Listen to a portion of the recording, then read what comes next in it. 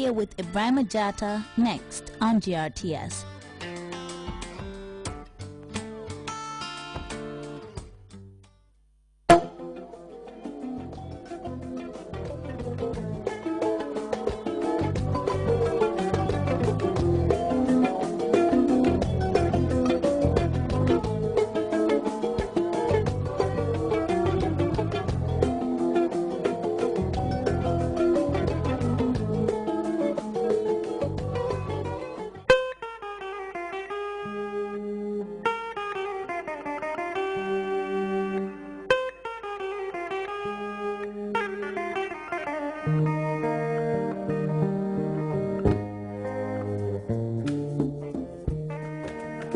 Hello and welcome to the expedition with me, Ibrahim Ajata, traveling around the smiling coast to discover its unique character. Now, in this week's edition, I'm journeying to the North Bank settlement of Bara, alongside officials of the National Council for Arts and Culture. Our destination is Fort Bullen. A major cultural museum is all set to be unveiled at this old British shelter, now listed as a World Heritage Site by UNESCO. That's the expedition coming up in the next half hour with me, Ibrahim Ajata, in just a moment.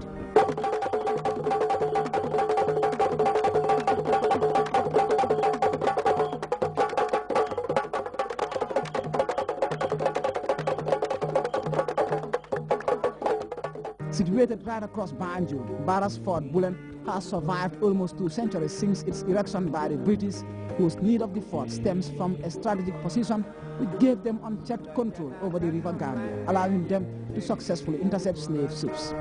A short journey from Banjul will transport one directly to the ancient fortress facing the island city from the edge of the Atlantic.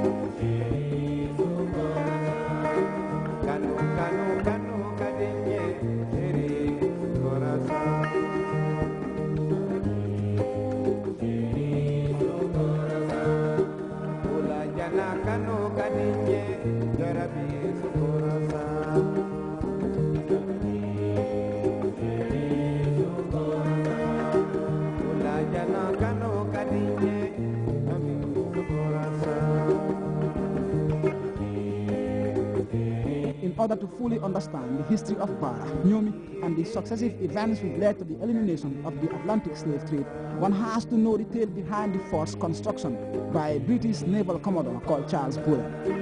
Those were eventful days in history when a number of clashes between the then King of Nyomi, Brungai Sonko, and the British Navy slowed down the establishment of the military stronghold, which contributed hugely to the abolition of the slave trade. That was virtually 2 centuries ago, but those accounts have been firmly restored in an expansive museum newly created at the fort by officials of the National Center for Arts and Culture. The sites are particularly significant for their relation to the beginning of the slave trade and as well as its abolition, and they also document early access to the interior of Africa. The importance of Fort Bullen in particular lies in its uniqueness, because together with the 6-gun battery at State House in Banjul, they are the only known structures in this sub-region to have been purposely built to impede the trade in slaves after the passing of the Abolition Act, as different from facilitating the trade, which all the other European fortifications represent. This is the main difference with the forts and castle of Ghana and the island of Gorée in Senegal, and even James Island. They were built purposely to perpetuate this trade in slaves, while this one in particular was to impede the trade in slaves. This is a difference that accounts for the outstanding universal significance of the site, which was the reason for its inscription in the UNESCO World Heritage List.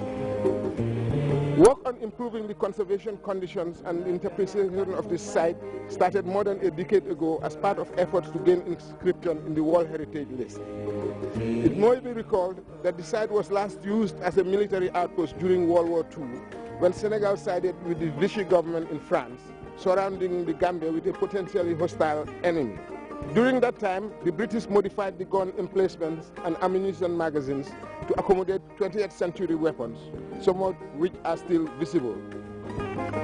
After World War II, the place was totally abandoned, setting the scene for its deterioration. Over time, the site suffered the ravages of the elements as well as human interference.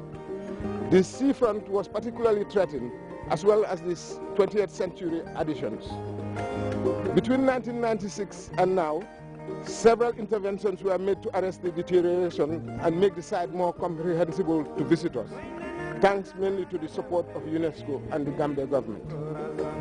The development of a site museum to increase awareness and improve the visitor experience is one of the main objectives of the management plan for the site, which we have always felt was a necessary extension to our efforts.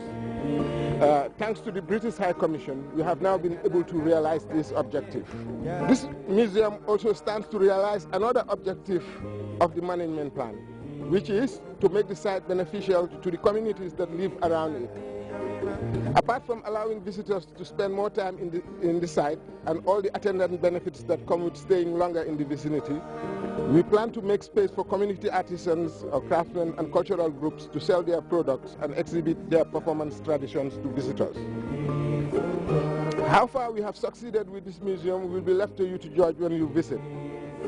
The choice of content was determined by the NCAC, and we take full responsibility for any shortcomings, conscious that there is always room for improvement. We have tried to situate Fort Bullen within the context of its social and cultural existence in its heydays. Hence the title, Nyomi, Fort Bullen and the Abolition of the Slave Trade, to bring it home to the communities that ceded the land and continue to deal with the occupants of the fort.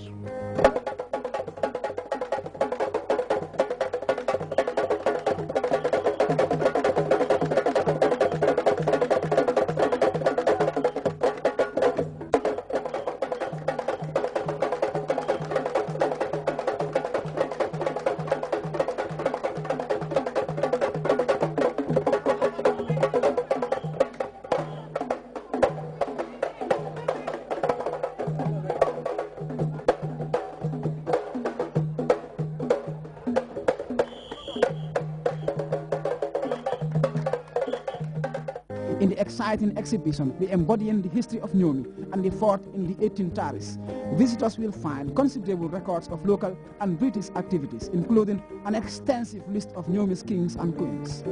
Coming with a project like this is really one of the most effective ways of showcasing not only the heritage site, but also the history of the Kingdom of Nyomi, which to some extent forms a significant part of Gambian history.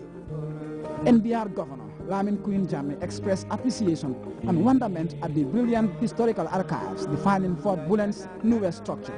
When I came here the other day, I went through the museum and found a long list of the traditional kings of Nyomi, beginning from the female rulers to now. I said to myself, never in my life have I ever come across an account of this anywhere other than in the work of Professor Donald Wright in his book, The World and a Very Small Place in Africa, A History of Globalization in Nyomi. Anybody who has a concern over the history of Nyomi, especially concern of preserving that history, would be more than impressed coming to Fort Bullen today. Hi, I'm Nipa from New York City. I'm at Sandeli Resort, and you're watching The Expedition.